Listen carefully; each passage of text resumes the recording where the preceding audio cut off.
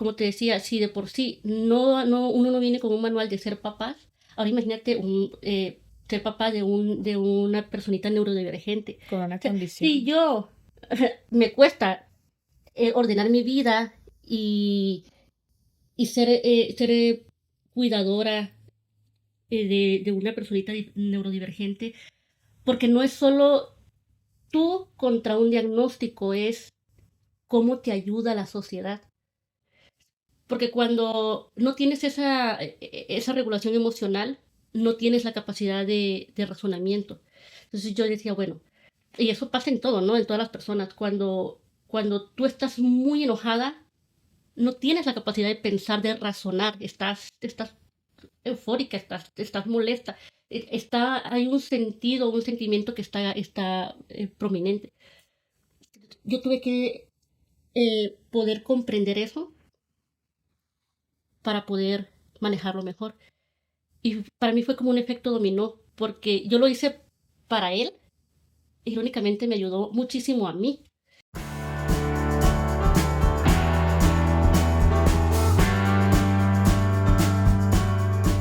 Hola, bienvenidos a este nuevo episodio de Manual No Incluido, un espacio para ti, para mí y para todas aquellas personas que un día recibieron un diagnóstico y con ello una realidad que lo cambió todo. El día de hoy tengo una invitada muy especial en el podcast. Ella es Georgina Leal. Georgina, bienvenida. Muchísimas gracias por la invitación. Estoy muy emocionada por compartir un poquito de mi experiencia. Eh, Soy mamá de un niño de 10 años, el cual hace 2 años lo diagnosticaron con TDAH. A eso sumándole una conducta opositora desafiante, creo que así es. Entonces, prácticamente fue un antes y un después en mi vida y poder compartirlo es una gran oportunidad. Muchas gracias, Georgina. Es un honor que estés aquí también para mí, que hayas aceptado la invitación para contarnos tu historia. El TDAH, para quienes a lo mejor habían escuchado el término pero no saben de qué se trata, es el trastorno de déficit de atención e hiperactividad.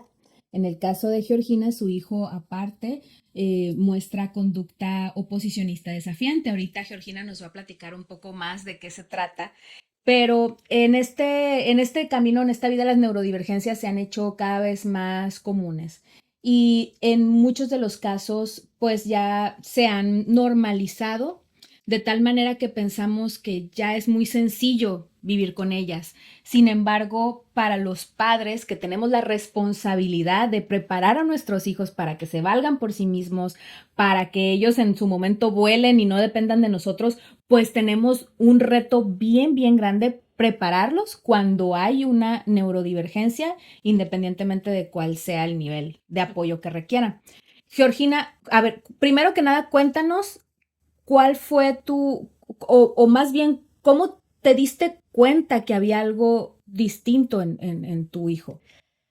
Bueno, yo nada más tengo un hijo, nada más tengo a Julio, Julio se llama, entonces, mamá primeriza.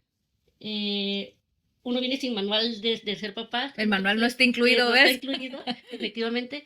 Entonces, yo pude haber notado algunas ciertas cosas, pero los pasé por alto. Por ejemplo, mi hijo presentó problemas de lenguaje. Tenía un año y ya tenía que decir algunas palabras, pero decía tetete, tetete, tetete, tetete. Entonces yo como mamá, como gallina ahí cuidando el pollito, todo se lo daba. Entonces no le estimulaba el que él hablara.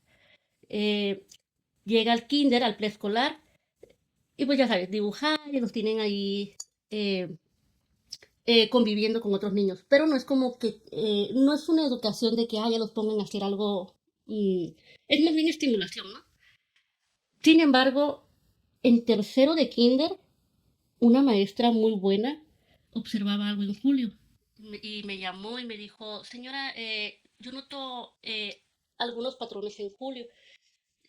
Esta profesora ya 30 años de maestra, dice, tengo experiencia en niños y han pasado por mí muchos alumnos, entonces creo que ya tengo esa posibilidad de distinguir. cuando hay algo diferente. Entonces, Julio cruzaba, cuando corría, cruzaba los pies, y aparte los hombros, y aparte en ciertas conductas.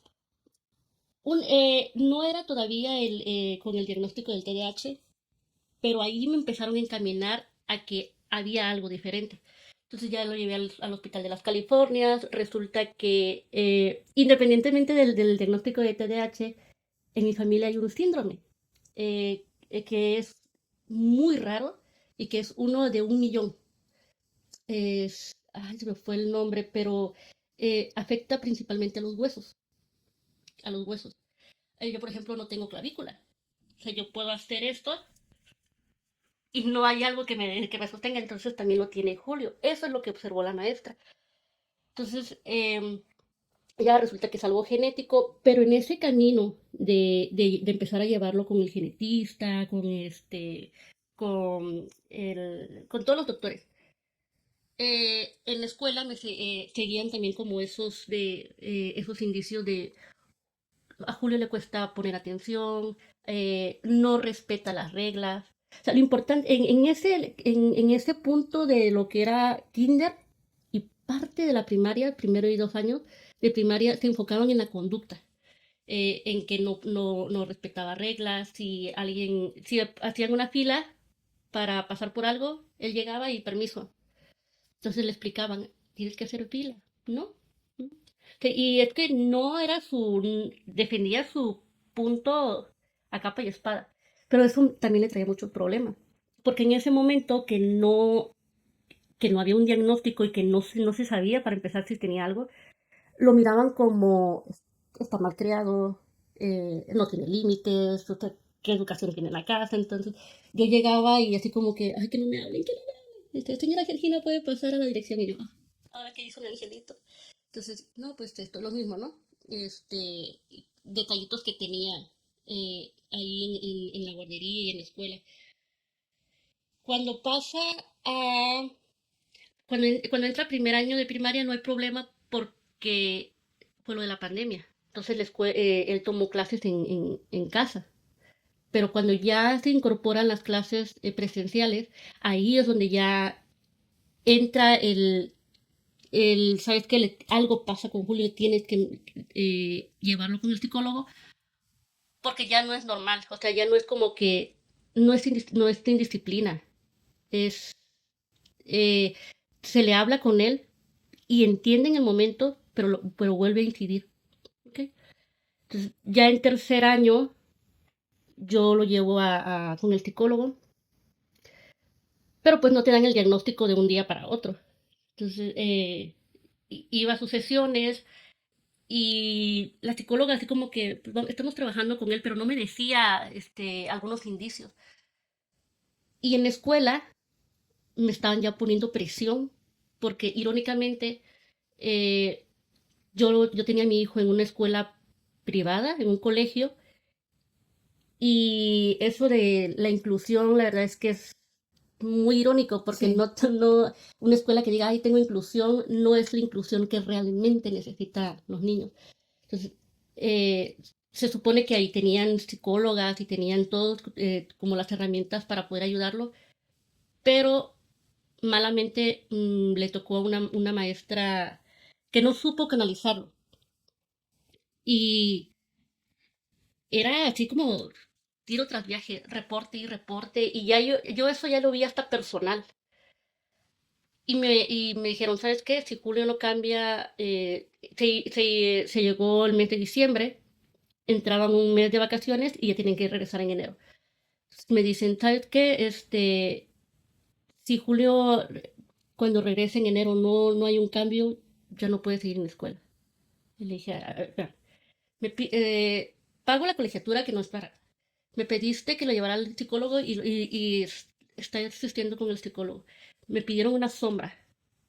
Le digo, pues para eso mejor me salgo de trabajar y yo lo cuido y no lo tengo en un colegio. Y aparte, hubieron 2 incidentes que mi hijo me comentó que ya era como algo personal con la maestra. Con la escuela en sí no tuve inconveniente, sino con la maestra que le tocó. Y ya, entonces le digo, ¿sabes qué? Pues, prefiero sacarlo ahorita. O sea, me vas a cobrar un mes, una mensualidad de un mes que van a estar de vacaciones y tú crees que en un mes se va a recuperar. No, o sea, no va a haber un cambio de un día para otro. Entonces ya pedí la baja. Ese tercer año él ya no lo estudió. Yo estuvo con mismos libros y en la casa yo le estuve enseñando. En lo que se llegaba el diagnóstico del psicólogo. Me entregan el diagnóstico y ella me dice, ¿sabes qué? Sí, Julio tiene TDAH. Pero la psicóloga me la manda con una neuróloga. Porque me dice, ¿sabes qué? Ocupa medicamento y yo no te puedo recetar medicamentos. Entonces, ahí va. Pero cuando a mí me dan el diagnóstico, yo no sabía ni qué era TDAH, yo no sabía cuáles iban a ser las consecuencias, no sabía, yo nada más sabía que mi pregunta era cómo es que ese diagnóstico afectaba en este comportamiento de Julio, porque yo lo miraba físicamente normal. Y ya cuando me dijeron, ¿lo vas a medicar? Ahí fue donde yo entré en shock y dije, yo no lo quiero medicar. No lo quiero medicar porque yo sentía que esa chispa, que aunque fuera hiperactivo, como sea, esa chispa posiblemente se iba a perder. En el trabajo donde estaba, una compañera también ya tiene su niño igual ya diagnosticado y él ya estaba tomando medicamentos. Y me dice, mira Gina, entiendo tu punto, entiendo como madre lo que sientes, pero créeme que el medicamento va a ser para mejora, para mejora. Eh, y ya tuve que aceptar la medicación y ya estuve buscando neurólogos. Afortunadamente llegué con una muy buena neuróloga, que en uno de los podcasts también la mencionaron, la doctora Sandra Guillén, muy, muy buena doctora. Ella me orientó más o menos en cuál es el patrón y qué es lo que yo podía hacer. Pero de alguna manera, como mamá, yo sentía que yo tenía que indagar más, como que saber más, porque no me quería quedar como, es esto, va a pasar esto, y el proceso o es nada más la medicación. Es decir, es que no creo. Pero bueno, y ya, así pasó. Entonces lo empezaron a medicar. La doctora, te digo, muy linda, me dijo, ¿sabes qué? La pastilla no le tiene que modificar absolutamente nada en su comportamiento. Si tú miras que no puede dormir o que está muy somnoliento, que se le quita el apetito, cualquier cosa que se salga de lo normal, le quitamos el medicamento y lo sustituimos por otro. ¿Ok? Y ya, afortunadamente, lo aceptó muy bien. Y pues yo estaba como analizándolo, ¿no? En su comportamiento, si no le daba insomnio, si podía dormir bien. Y la conducta en la escuela. La conducta en la escuela también empezó a cambiar. Ya podía enfocarse más.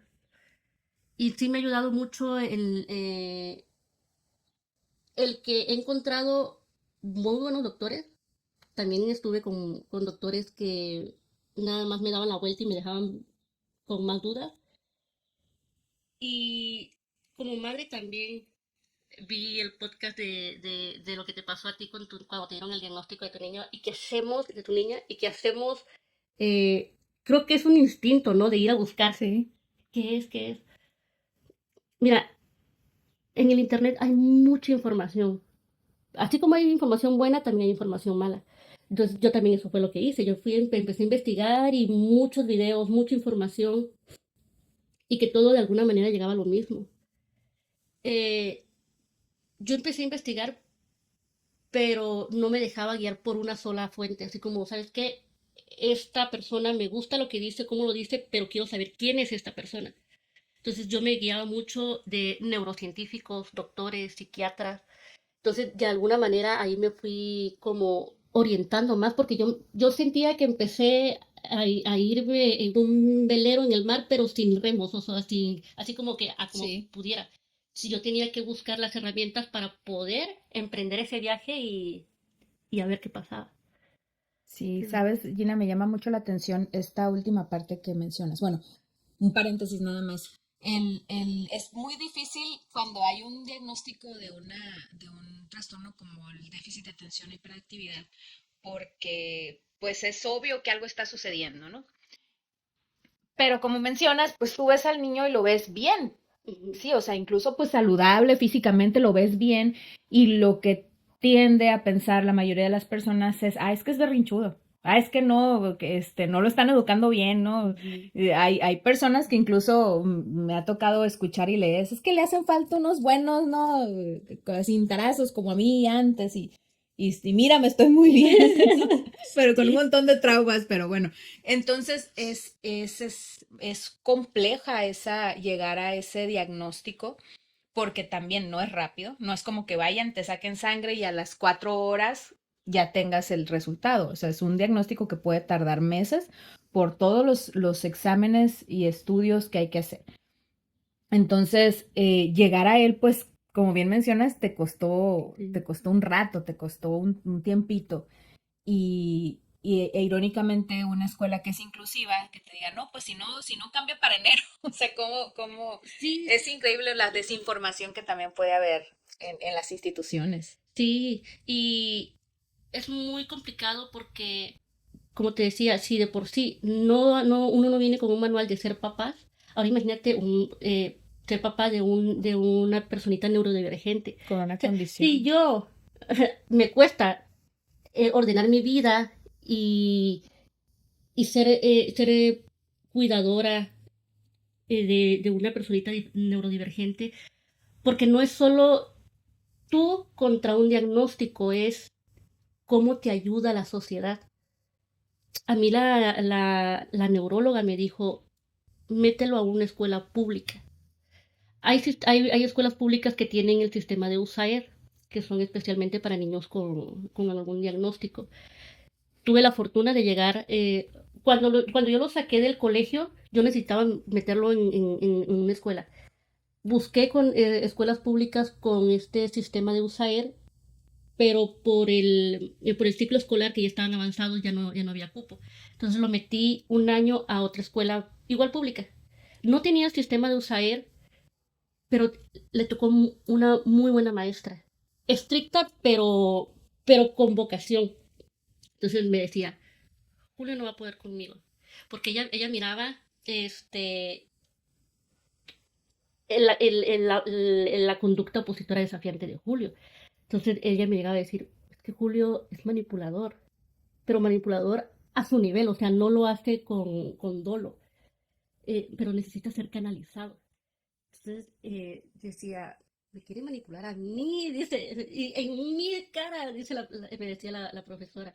Entonces me dijo, vamos a trabajar en conjunto, usted y yo, para darle esas herramientas a... Entonces, a mí me hubiera encantado que algo así me hubieran dado desde el principio, Ujú. ¿sabes? Pero pues así es la vida, así como hay buenos doctores, hay unos que no lo son tanto, maestros buenos, maestros malos, así es esto, así es la vida. Pero sí te frustra un poco el que eh, quieres pedir ayuda, pero no sabes si la puerta que tocas realmente vas a obtener una ayuda o te va a dejar peor. Ujú. Hubo un maestro en este colegio que te digo, eh, tenían varias materias y varios maestros. Entonces, un maestro, eh, no sé si de alguna manera ya lo tenía harto el comportamiento, la hiperactividad de Julio, pero o se levantó de malas, estuvo en sus 5 minutos, no lo sé. Pero le hizo un comentario a mi hijo delante de todos. Entonces le dijo, ¿te tomaste tu medicamento hoy? Entonces, El imagínate, maestro sí, enfrente de todos. enfrente de todos los niños, le dijo, ¿te tomaste tu medicamento hoy? Entonces, mi hijo me lo contó. Yo siempre le pregunto cómo te fue, qué hiciste en la escuela y que él me cuente su día. Entonces, cuando a mí me lo cuenta como mamá, yo sentí que todo un calor invadió mi cuerpo y me molestó muchísimo. Pero yo noté en él que él me lo platicó como si nada, él fue muy normal. Pero yo digo, ¿cómo es posible que un profesor eh, pueda exponer así a una Sí. personita? Porque no sabes lo que la palabra le puede inculcar o le puede, ¿Cómo puede de cómo puede impactar? influir exactamente, cómo puede influir una palabra en el cerebro. Sí. Porque yo ahorita platico con él y me dice, por X o Y ha pasado por como por 3 escuelas. Y me dice, esta escuela mamá me gustó por esto y esto. Extraño a mi profesora aquí, extraño esto. Pero de esa escuela, siempre que se acuerda es, yo no quiero regresar aquí. ¿Y te acuerdas de esa maestra mamá que me hacía esto? O de ese maestro mamá. Entonces sí, se les queda muy grabado. Entonces tú dices, ¿cómo es una ayuda, es una red de apoyo en conjunto? O sea, es obviamente tú como mamá, como padre y cuidador, pero también influye la escuela, influye la comunidad, influye la familia, porque también la familia ese es el núcleo y es como esa parte de donde ellos se sienten protegidos. Y si en la misma familia a veces no está esa protección, Esa red, exacto. sí, es fuerte y es muy necesaria poder contar con esa red de apoyo. Y como bien mencionas, pues la escuela es una. Ujú, Entonces, a mí me llama mucho la atención justamente que las escuelas se dicen incluyentes, se venden, literalmente se venden y se anuncian como escuelas incluyentes, ujú, pero que de inclusivas no tienen nada, ujú, porque, por ejemplo, en lo personal, me tocó una vez ir a varias escuelas, yo estaba tratando de cambiar a mi hija de escuela y fui a investigar varias, aquí en Rosarito, Tijuana, eh, y llegué, hay una particularmente que me acuerdo que me decía, no, pues sí, nosotros incluyentes y hacemos y tenemos y esto y lo otro y que les pregunté si mi hija, que si podíamos hacer cambios al uniforme, pues ya ves que te comentaba la situación de mi hija es en la piel, se lastima con roces por más mínimos, entonces por ejemplo yo casi no le pongo accesorios en el cabello, porque cualquier metal si se raspa pues le lastima, ¿no? O hay ocasiones en que sus heridas pues están algo serias que necesito ponerle ropa más cómoda, entonces le decía yo a la persona, ¿qué tal si mi hija necesita venir con el uniforme deportivo toda la semana? Y me responden algo así tipo, no, no se puede. No, es que aquí sí somos muy estrictos con el uniforme porque la disciplina y que no se puede. Entonces yo salía muy enojada de esas escuelas porque decía, entonces no eres inclusiva, porque inclusivo quiere decir que estás preparado o por lo menos eres lo suficientemente flexible para adaptarte a condiciones que a lo mejor no tienes en el radar. Entonces, y es como papá, es bien frustrante encontrarse con estas escuelas que tú dices, ¿y dónde está la inclusión que me estás vendiendo o por la que yo incluso llegué a pagarte? exacto. Entonces, es fuerte.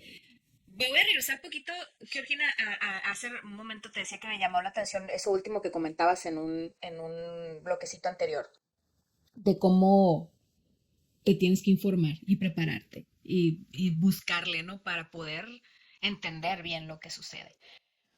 Me gustaría tocar ese tema, pero antes de eso quiero preguntarte, ¿qué cosas cambiaron para ti? Como, no solo como mamá, porque bien mencionaste, como mamás ya de por sí no hay manual que venga con el niño, ¿no? Ya tenemos un reto fuerte. No solo como mamá, ¿qué cambió para ti como persona, como mujer, cuando tú recibes este diagnóstico? Fíjate que cuando yo recibo el diagnóstico no cambió en ese momento nada. O sea, más bien me bloqueé y... Pero pues yo sabía que no me quedaba de otra. O sea, como dijiste tú, este niño no tiene devolución. O Ujú. sea, ¿dónde lo regreso? Ya no hay. Entonces, es para adelante. Me dan el diagnóstico, me quedo en shock, pero digo, bueno, ¿qué sigue? Eh, y los cambios empezaron poco a poco, porque cuando a mí me dan el diagnóstico y lo tengo que medicar, pero sin embargo, eh, los problemas, por decirlo así, seguían, este, porque la pastilla tampoco es mágica. O sea, la pastilla le ayuda a concentrarse, a estar ahí. Pero había también algo atrás de que me decía la psicóloga, es que Julio tiene como un algo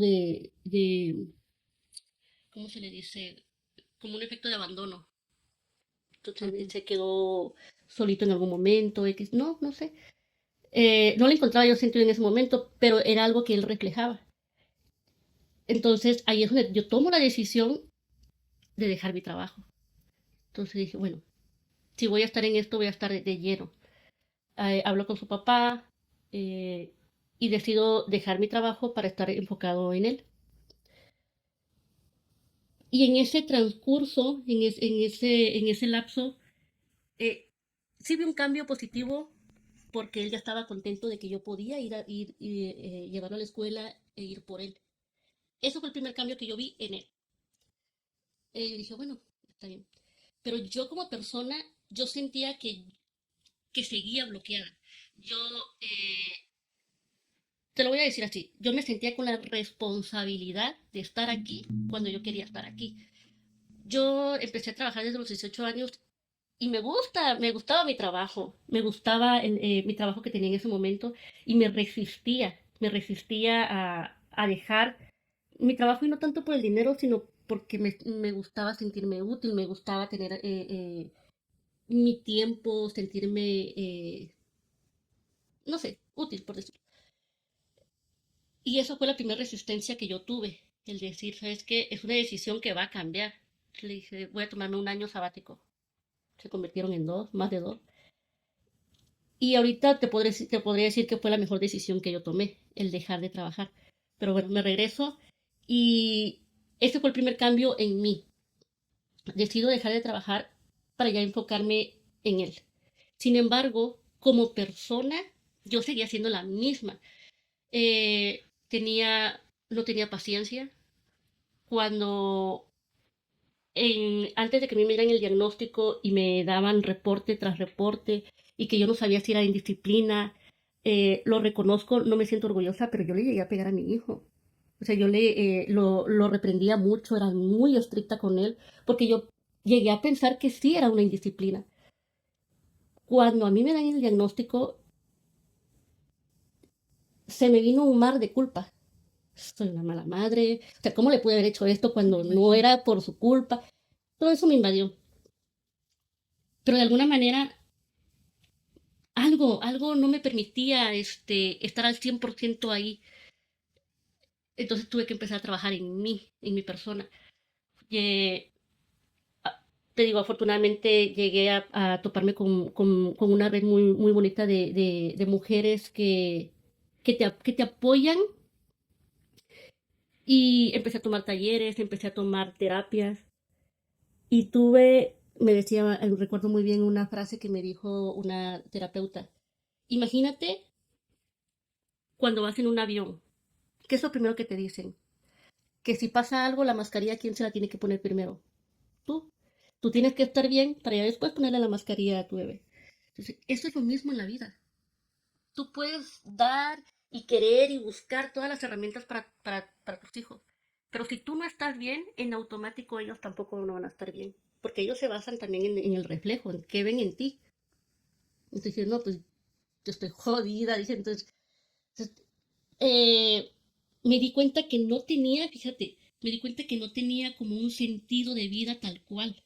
Yo me levantaba y iba a trabajar porque tenía que trabajar, porque tenía una responsabilidad, porque tenía que pagar biles, por responsabilidades. Pero no sentía que tenía eso que me motivara, que decía esto, y esto que tenía mi hijo.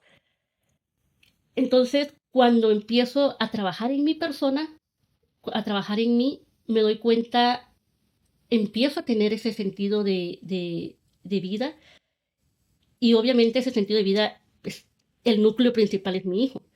Pero Georgina como tal es como que me encontré. Empecé a trabajar en mí. eh, Parece muy trillado y es como muy romantizado, perdón. La palabra de amor propio, pero pesa mucho porque empiezas a tener este amor propio realmente. No es nada más de palabra. Te empiezas a cuidar.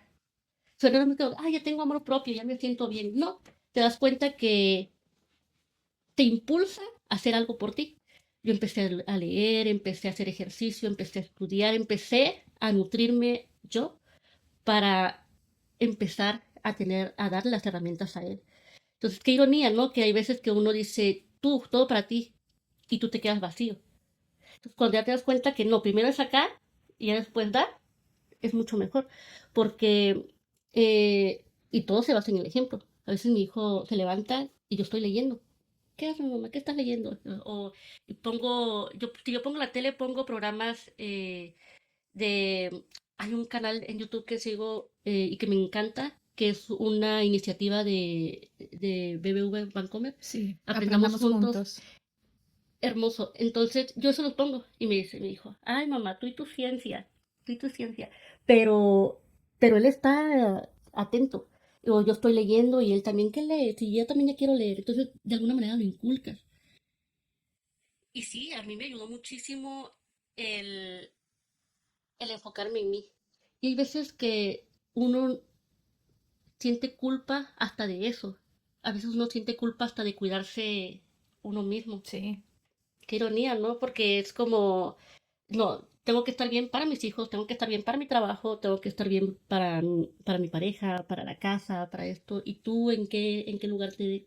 Yo creo que es algo muy arraigado en nuestra cultura, esta visión sacrificada de la madre, donde la mamá tiene que dejar todo y dar todo por los hijos, a un punto donde lo que me pase a mí no importa, ¿no? O sea, ellos primero.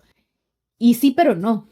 O sea, yo creo que es importante que entendamos que tenemos que priorizarnos para poder estar bien. O sea, es justamente por ellos, Ujú. para poder ser una madre presente, ser una madre sana, poderle durar muchos años, darles un buen ejemplo, poder ofrecerles una mejor calidad de vida, pues también me la tengo que ofrecer yo.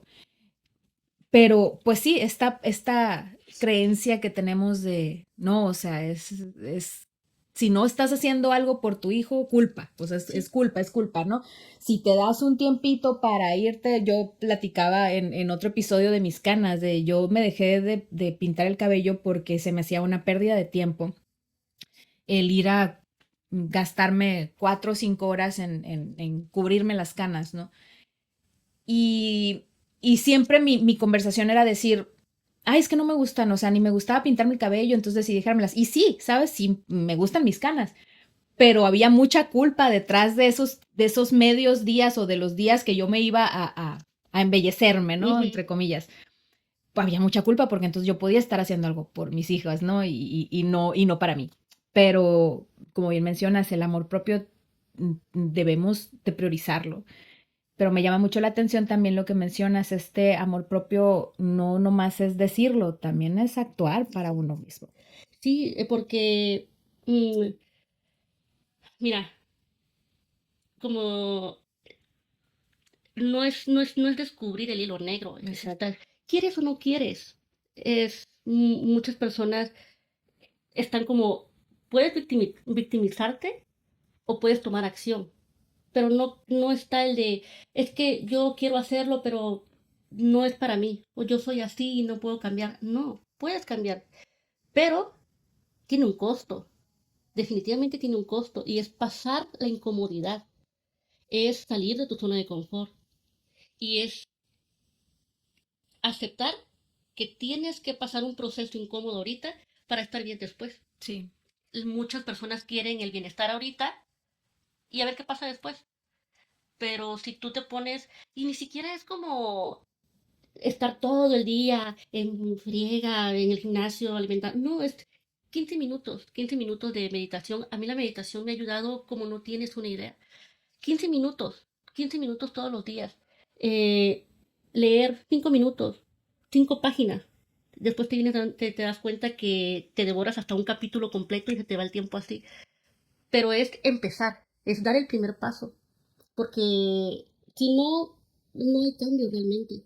Entonces, sí, la motivación es muy importante porque es lo que te anima a hacerlo. Pero la motivación de alguna manera tiene su pico y se va a bajar. Cuando la motivación desaparece, hay veces que, ay, no, pues ya no quiero ir. Es la disciplina la que toma su lugar. Y sí, es complicado porque también, como dices, de que uno siente culpa de estarse cuidando, pero es de alguna manera etiquetas que te pone la Claro. sociedad. Ujú. Yo me sentí como muy aliviada cuando empecé este proceso porque a mí no me gustaban los niños. Y un día mi reloj biológico dijo, ah, bueno, pues vamos a ver qué pasa con si te embarazas y tienes un hijo. Y lo descubrí y resulta que no me gustó. O sea, soy honesta, no me gustó. Hay personas que sí aman la maternidad y todo, y qué bueno, pero a mí no. Y ojo, no significa que no ame a mi hijo, lo amo con todo mi ser y doy la vida por él. Pero resulta que no era lo que yo esperaba. Y hay veces que hasta sentir eso te da culpa. Sí. ¿Por qué va a decir la sociedad? Oye, pero si tú tuviste la decisión de tener hijo, ¿por qué? No, sí, y no me estoy refiriendo a que lo voy a dejar o que ya no quiero. No, simplemente es una experiencia que unas personas viven diferentes a otras. Pero las etiquetas que te pone la sociedad pesan y pesan mucho hasta que tú decides si te afectan o no. Claro. Es fuerte porque sí, pesan un chorro y en función a eso vivimos muchas personas, ¿no? Ay, ¿qué van a decir? ¿O qué voy a hacer si hago esto y no les va a parecer a los demás? Georgina, hace rato hablabas acerca de informarte, de prepararte, de irte educando. Me gustaría que nos contaras cómo tú llegaste a esa conclusión. O sea, ¿qué cambios tuviste que hacer tú en tu vida y que ahora puedes decir, esto es importante hacerlo? ¿Qué sucedió contigo? Fíjate que algo curioso es que hay veces que muchas personas se preguntan por qué te pasan las cosas. Y la cuestión no es por qué te pasan las cosas, sino para qué. Cuando yo decido estar ahí, ser una mamá presente, pero al 100%, empiezo a investigar. Y yo decía, yo necesito saber, entender cómo es que funciona su cerebro para yo poder, ahora sí, con ese conocimiento, decir, ah, ok, está pasando esto. Yo creo que cuando uno entiende algo, se hace más fácil el camino, se hace como menos pesado el costalito que traemos todos, ¿no? Entonces, eso me llevó a mí a estudiar neurociencia. Cómo yo quería entender qué pasaba en su cerebro cuando no estaba segregando bien algún neurotransmisor, la dopamina, qué es la dopamina, qué es la serotonina, qué es el TDAH en sí. Y es eso, que los neurotransmisores que normalmente nosotros generamos equilibradamente, ellos no. Que ellos no tienen esa regulación, ellos se enojan y es así. Porque su sistema de regulación emocional no está adaptado o trabaja de diferente manera, por decirlo así. Entonces, yo necesitaba entender eso que ningún doctor me lo dijo. Entonces, empecé a estudiar neurociencia, empecé a estudiar inteligencia emocional. A mí, en lo personal, la inteligencia emocional me ayudó muchísimo a poder regular mi paciencia, porque así ya cuando yo sentía que ya iba a explotar por algo que tuviera que ver con mi hijo, respiraba, me controlaba y ahora sí. Porque cuando no tienes esa regulación emocional, no tienes la capacidad de razonamiento. Entonces yo decía, bueno, y eso pasa en todo, ¿no? En todas las personas. Cuando tú estás muy enojada, no tienes la capacidad de pensar, de razonar. Estás eufórica, estás molesta. Hay un sentido, un sentimiento que está prominente. Yo tuve que poder comprender eso para poder manejarlo mejor. Y para mí fue como un efecto dominó, porque yo lo hice para él, irónicamente me ayudó muchísimo a mí. Y es así como yo llego a eso, entonces, y también encuentro de alguna manera mi sentido de vida, porque yo dije, wow, o sea, se me abrió el mundo, era como, ya encontré qué quiero hacer. Y esa curiosidad me llevó a, a buscar. eh, y te digo, todo lo que tenga que ver con neurociencia, con inteligencia emocional, no tanto con la conducta humana como en sí en general, porque la conducta humana hay muchos factores que la rigen, los factores externos. Una persona, su conducta va a influir mucho en su trabajo, en el estilo de vida, cosas externas. Pero cómo funciona la mente en general, en qué pasa en mi cerebro cuando a mí me está dando un ataque de ansiedad, que siento que me voy a morir, cuando yo recibo una amenaza y mi cuerpo entra en lucha, huye o paralízate. Es tan emocionante que ahí fue donde yo encontré ese cambio en mí. Es, es, este caminito me llevó a encontrar ese sentido de vida, por decirlo así, y una misión, porque es apoyar a mi hijo y apoyar a quien yo pueda, de cómo el para qué me está pasando esto, te lleva a algo mejor. Decía un psicólogo, el tiempo es el único que te va a dar la respuesta, pero malamente no te la va a dar en el instante. Es, lo que me pasa hoy, yo no puedo decir por qué me pasa hoy a esto, sino en un año voy a ver hacia atrás y voy a decir, esto tenía que Sí, pasar para que pasara esto más. sí. Eh, yo ahorita, ya no veo la condición de mi hijo como una limitante, al contrario, o sea, lo veo como un potencial grandísimo que es para él y que colateralmente me beneficia a mí. Entonces, sí es eso de no preguntarse el por qué, sino para qué. ¿Qué hacer para que esto que está pasando ahorita tenga un buen motivo, tenga o una buena Un solución, sentido. un sentido exactamente? Yo hace tiempo aprendí también de alguna manera esa lección en un momento muy difícil, una herida muy difícil de mi hija que me tocó curar y que recuerdo que fue tan fuerte para mí ese momento que yo terminé mareada. Entonces, en este procesito de la curación de cómo me sentí yo, que ella se limpió las lágrimas y se fue a jugar y yo me quedé con toda esta emoción ahí atorada, le decía yo a mi esposo, es que necesitamos hacer algo con esto. En ese lapso, no fue precisamente en ese instante, pero en ese lapso, en esas horas o en esos días que yo estaba como tratando de gestionar esta emoción, que tengo que mi hija simplemente se limpió la lágrimas y se fue a jugar, pero a mí me tardaba días, Sí, ¿no? Días en gestionarla. Me cayó el 20 de que nosotros tenemos que ser los que le demos el sentido y el propósito.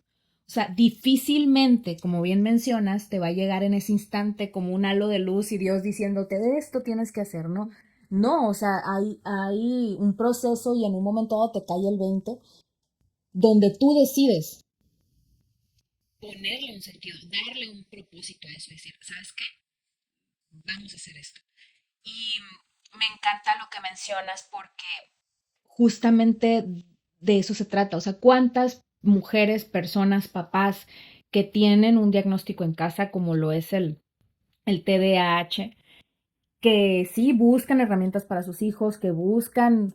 Te decía, tuvimos una plática ayer apenas y le decía yo, nuestro fin es dejarles el piso más parejo, ¿no? A los hijos, para que ellos se defiendan y salgan adelante en la vida. Pero a lo que voy es que desafortunadamente hay muchos papás, muchos cuidadores que se pierden con el diagnóstico. Es decir, se centran como en las limitantes, en lo malo, porque no está fácil y dependiendo también del nivel de apoyo que requieran, pues no está sencillo. Pero se pierden en el diagnóstico y se quedan con eso. Y la realidad es que hay tanta bendición en ello cuando decides verlas. Cuando decides eh, sacar lo bueno de la situación, que puede ser muy retadora, muy fuerte. Yo recuerdo mucho una de las invitadas pasadas, Lorena Almaraz, que tiene una situación muy fuerte de cáncer con su hijo. Entonces ella decía, yo decidí abrazar el cáncer. O sea, entonces, sí, ¿en qué momento uno dice, a ver, ya sé que esto está de la fregada, ¿no? O sea, ya sé que esto va a estar fuerte, pero yo decido sacar lo mejor posible de esta situación y crecer con ella. sí, Y yo admiro mucho de ti eso, sí. Georgina, que has evolucionado junto con tu hijo. Tu persona creció también, ¿verdad? Sí, muchísimo. Te comentaba hace ratos que cuando yo logro entender esa parte que para mí fue como, nació en mí, te lo juro, una necesidad por quererlo compartir, como por decir, oye, mira, esto pasa y te puede también ayudar a ti.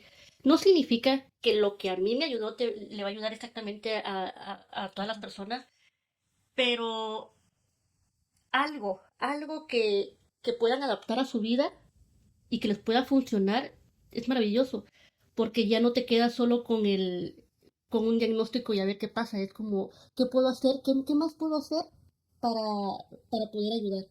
Por ejemplo, la meditación, yo hago la meditación, mi hijo hace meditación todos los días y le ayuda muchísimo. Yo, hablando con su neuróloga, le dije, ¿sabes qué? Yo necesito hacer esto porque lo necesito en mi persona. Y le comentaba que yo lo iba a medicar de lunes a viernes, pero que sábados y domingos yo no lo iba a medicar. Sin embargo, yo iba a, de alguna manera, compensar o complementar lo que hace la pastilla. Entonces, lo tengo en clases de box, está en natación y lo tiene clases de piano. Que ese enfoque y el desenfoque que necesita él, que lo pueda de alguna manera gestionar sin la pastilla. Y no porque la pastilla no funcione, sí, pero si de alguna manera lo va a dejar de tomar hasta los 16 años, ¿qué puedo hacer yo para que ese tiempo se reduzca? Y vuelvo a lo mismo, no por el medicamento, sino por las capacidades que yo sé que puede desarrollar. Y no solo él, sino cualquier persona, porque el cerebro es muy mágico, el cerebro es muy poderoso. Lo único que puede ser poderoso tanto para bien como para mal. Ujú. Entonces, ¿cuáles son esas herramientas que tú puedes hacer como para esa mejora? Meditar, la alimentación, el sueño. O sea, no sabes qué valor le he dado al sueño desde que empecé a estudiar la neurociencia. ¿Qué función tiene el sueño para el proceso cognitivo, para tu bienestar? Y muchas personas dicen, no, yo con 3 horas estoy bien. Oh, no, yo escucho a alguien que me dice que para esa persona 3 horas es Oye, muy bueno. y con mucho orgullo lo dicen, Sí, lo ¿no? siento, no, eso es un Ay, crimen. sí. Exacto, entonces, em, sí, o sea, es eso, es qué gran impacto tuvo en mi persona para poder yo querer, te digo, yo le quería decir a todo el mundo, oye, mira, esto pasa, porque cuando tú te aceptas la información y la comprendes, fíjate, en automático tú piensas que ya todo el mundo lo sabe. Tengo la fortuna de estar colaborando con el DIF de aquí de Rosarito y doy talleres una vez al mes. Y cuando del tema que estamos hablando, no sabes cómo me emociona cuando una mamá levanta la mano y me comenta su experiencia y resulta que con la que no quería hablar se identifica con esta persona y dice que a mí también me pasa lo mismo. Y es como que se te cae ese velo, ¿no? De Ujú. ser que no me pasaba solo a mí. Esa es la magia de poder compartirlo, de poder eh, dar un poquito. Porque información basta, nunca terminas de aprender. Pero sembrar eso en alguien más es motivación también. Sí, muy satisfactorio Sí, poder, como mencionas, dejarle un mensaje. Y la realidad es que no se trata de enseñarles el hilo negro a la gente. Yo escuchaba hace un ratito un podcast con Víctor Coopers y él decía, la información ahí está, o sea, es cuestión de irte a un video, abrir un libro y ahí está la información. Yo creo que lo relevante puede ser en no solo transmitirla, sino en sembrarle a alguien la curiosidad o el ujú, interés, ¿no? De, ah, caray, existe esto o por esto está pasando tal cosa. Es maravilloso. sí. Oye, Georgina, y ya para cerrar, me gustaría que si tú pudieras dar 3 consejos, o más bien, si alguien te dijera 3 cosas, si yo necesito hacerle caso solo a 3 cosas y nada más 3 cosas puedo hacer en la vida para, para mí o para esta situación que estoy viviendo, ¿qué le dirías tú? Es decir, si solo puedes hacer 3 cosas, haz estas 3. Uy, 3 cosas. Bueno, eh, sería de alguna manera un poco limitante, pero sin embargo, siento que sí pueden funcionar. Una podría decir que nunca pierdan esa curiosidad. La curiosidad te abre puertas a lo inimaginable. Cuando una persona pierde la curiosidad, de alguna manera también pierde el sentido de. de lo que sea. Una, que no pierdan la curiosidad, busquen, investiguen, asesórense bien de fuentes Confiables. confiables. Sí. Dos, que tengan, yo creo que si no el conocimiento general, un conocimiento básico de tu persona. ¿Quién eres? ¿Qué te gusta? ¿Qué no te gusta? Porque vas a encontrar tu amor propio, tus limitantes, tus no negociables. Y eso no lo vas a encontrar en la mejor maestría, en el mejor doctorado. Eso no lo vas a encontrar afuera, lo vas a encontrar acá. Entonces yo creo que una noción de cómo funciona tu cuerpo y de quién eres tú es imprescindible. Y tercero, yo podría decir que, que busques dar algo a los demás. Y no necesariamente dinero, no necesariamente cosas, no necesariamente cosas físicas. Es en qué puedo ayudar hasta la persona que me pide un taco, que no tiene trabajo, algo. Que puedes, que humanamente puedes hacer tú por alguien más. Y la vida te lo va a triplicar. Tú das y recibes, pero das sin el, sin Sin el el, afán de recibir, ajá. exacto, ¿no? Pero es eso, es como la curiosidad, saber quién eres, saber qué te gusta, Conocerte. conocerte y dar algo a los demás. Georgina, me llama muchísimo la atención que, que regularmente pudiéramos pensar en que son, ¿cómo explicarlo? Que para poder tener éxito o para poder sobrellevar una situación tan compleja como lo es un diagnóstico, cuando la vida nos presenta estos retos fuertes, a veces uno pudiera pensar, no, es que todo lo que hay que hacer, pero es tan simple, ¿verdad? Como esto, como decir, mantente curioso Ujú. para investigar, para aprender, para formarte, para tener esta capacidad de abrir tu mente a esta información y a las experiencias de otras personas, o el conocerte a ti mismo para ser capaz de entender tus emociones y entender la de los demás y sobre todo entender la de las personas de las que estás cuidando, tu Sí, hijo en este caso. Y esta, por último, esta parte mantenerse generoso. Hace rato también escuchaba a Sofía Niño de Rivera y ella decía, yo cuando me siento más mal, dice, cuando estoy en mis peores momentos, busco hacer algo por alguien más. O sea, me llamó tanto la atención lo sanador que es esta parte de dejar a lo mejor de pensar poquito en ti para enfocarte en la necesidad de alguien más. Y como bien mencionas, no tiene que ser una situación económica. A veces es simplemente prestar el oído a alguien que necesita hablar. sí, ¿Cómo o sea, estamos nosotros de alguna manera ayudándonos a nosotros mismos, apoyando a alguien más con alguna situación sí. que tenga? Recuerdo hace ya como un año que llegué a un supermercado, hice mis compras y ya estaba subiendo las cosas al carro y se acerca un señor que trabajaba ahí de viene viene. Y ya, se lleva al carro, pero se puso a platicar conmigo eh, de que acababa de llegar a Tijuana, su historia de cómo llegó, su familia que la tenía lejos. Y el señor no me estaba pidiendo dinero, se me estaba contando, me estaba transmitiendo su historia. Y estaba tan emocionado de que yo lo escuchara. Y yo también estaba muy contenta de, ay, y también le hacía plática y le hacía preguntas. Entonces fue una comunicación con un extraño y de alguna manera quedó en mí parte de su historia y esa persona se quedó contenta, se quedó como, ay, me echó la bendición y todo, y se quedó bien. Y cómo es que a veces escuchar a alguien ayudas, Ujú. aportas. Estaba escuchando una conferencia de este neurocientífico Álvaro, se me fue el apellido, que decía que el cerebro en el ser humano está hecho por algo y su función es estar en comunidad. El ser humano no puede estar solo, no puede estar solo, va contra su naturaleza. Entonces, el aislarse, el decir, no pasa nada, yo puedo, es ir en contra de tu naturaleza.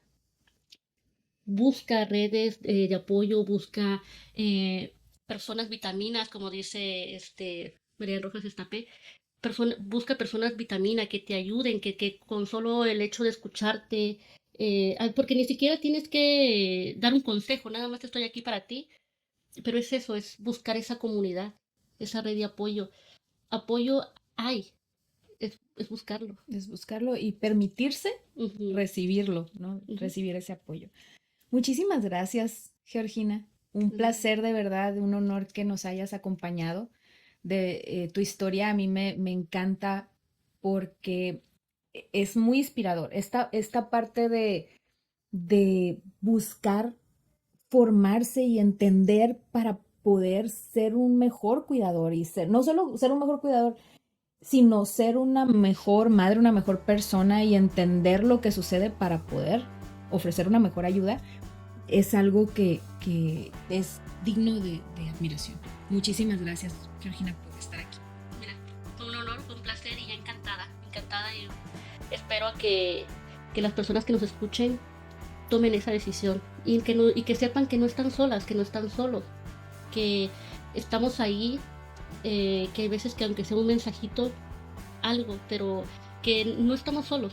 El chiste es quererse a uno mismo y buscar esa ayuda y aceptar esa ayuda. Sí, así es. Muchísimas gracias, Gracias a Georgina. ti. Y muchísimas gracias a ti que me hiciste el favor de prestarme tu atención el día de hoy. Te espero en el siguiente episodio. Recuerda, por favor, que si está en tu corazón contarme tu historia, puedes escribirme a kenia@manualnoincluido.com. También te agradeceré mucho que me dejes tu comentario y me cuentes qué te pareció el episodio de hoy.